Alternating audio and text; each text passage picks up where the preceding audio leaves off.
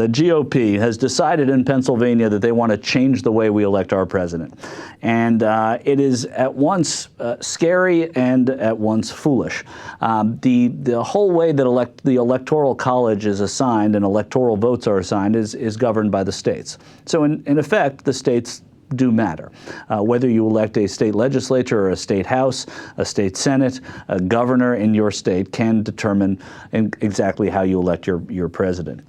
What Pennsylvania is trying to do right now is change the way it's done. Right now, let's say you're in a state that has 10 electoral votes. That means you have 8 congressional districts, and then you get one for each senator. So you have 10 electoral votes. Well, Pennsylvania has right now, I believe, 23 electoral votes. I may be wrong on that right now. Maybe somebody can check that. It doesn't really matter for the purposes of this conversation. What they want to do is to say that every district is worth 1 electoral vote, and the statewide is worth 2. So you could win, for example, the popular vote in the state of Pennsylvania and lose the electoral vote, because let's say there are 10 or 12 Republican-leaning districts and 6 or 7 Democratic-leaning districts, and then you get the 2 for the state. Well, you could win the statewide vote, but in these districts, they get 1 vote here, 1 vote here, 1 vote here, and it's kind of a push. And in a big state, a big Rust Belt, important electoral state like Pennsylvania, that could totally change the way that we elect our presidents, and it could certainly hurt President Obama. Pennsylvania has been a reliable Democratic presidential state, but what is really scary about doing this is taking away, in effect, taking away a major state for the Democrats. It is rigging the system in a way. It's done in Maine, it's done in Nebraska, and 48 other states, they elect the president the exact same way. They elect, it's a winner take all.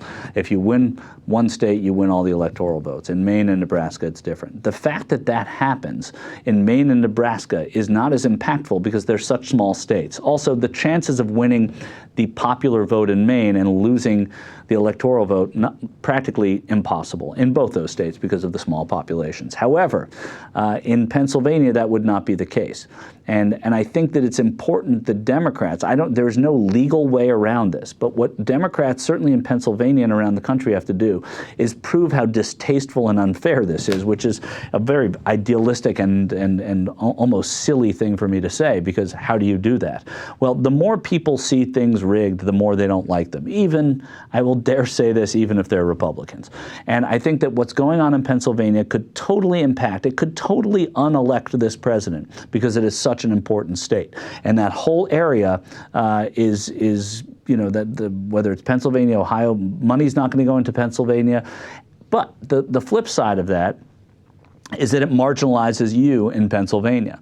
So if you want yourselves to be important in the presidential race, if you want the issues of Pennsylvania to have attention paid to them, then this is bad for Pennsylvania in the long run. The governor, Tom Corbett of Pennsylvania, seems to say that he would sign something like this, seems to indicate that he would. Both houses of the state legislature there seem to say that they want to press ahead with this. This is major election news. This is much more major than what happened in the 9th District of New York last night or the 2nd District in Nevada last night. This is major election news, because if we change the way we elect our presidents and we allow the states to totally really gerrymander the way this happens, we allow them to do the redistricting, and that seems like it's enough.